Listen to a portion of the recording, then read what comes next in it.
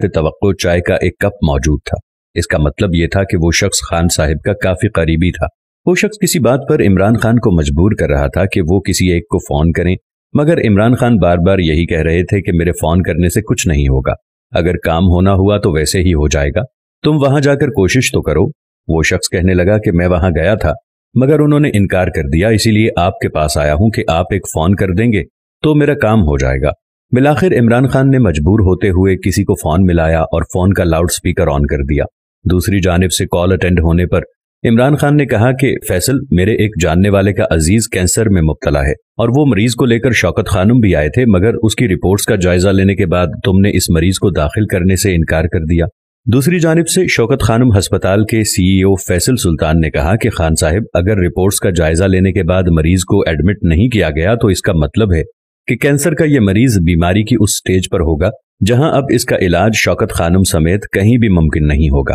اس پر عمران خان نے کہا کہ جن کا یہ مریض ہے وہ میرے پاس بیٹھے ہوئے ہیں اور یہ شوکت خانم کے ریگولر ڈونر یعنی چندہ دینے والے ہیں اور ہر سال ڈونیشن دیتے ہیں، کیا ہم ان کے لیے کچھ کر سکتے ہیں؟ CEO فیصل سلطان نے کہا کہ خان صاحب، یہ پالیسی آپ ہی کی بنائی ہوئی ہے کہ ہم نے کسی کے کپڑے یا رنگ دیکھ کر علاج نہیں کرنا، بلکہ ہر اس شخص کی جان بچانی ہے جس کا علاج ممکن ہو، تو اس لیے میں تو اب معذرت ہی کروں گا، البتہ آپ چاہیں تو یہ پالیسی تبدیل کر کے ان کے مریض کو داخل کر سکتے ہیں اور مزید جتنے ڈونرز ہیں ان کے لیے بھی کوٹا رکھ دیتے ہیں تاکہ ان کے مریض بھی فائدہ اٹھائیں۔ یہ بات سن کر عمران خان کچھ مضطرب ہوئے اور اس سے پہلے کہ کچھ کہتے کہ اچانک وہ شخص اپنی جگہ سے اٹھ کر خان صاحب کی جانب آیا اور کہا، خان صاحب فون بند کر دیں۔ عمران خان نے فون بند کر دیا تو اس شخص کے چہرے پر انکار سننے کے باوجود ایک جوش تھا، اس کی آنکھوں میں ہلکی سی نمی محسوس ہو رہی تھی، مگر وہ جب بولا تو وہاں موجود ہر شخص حیران رہ گیا۔ اس نے کہا کہ خان صاحب، جب میں آپ کے پاس آ رہا تھا تو میرے دل میں ایک یقین تھا کہ آپ میری بات نہیں ٹال پائیں گے،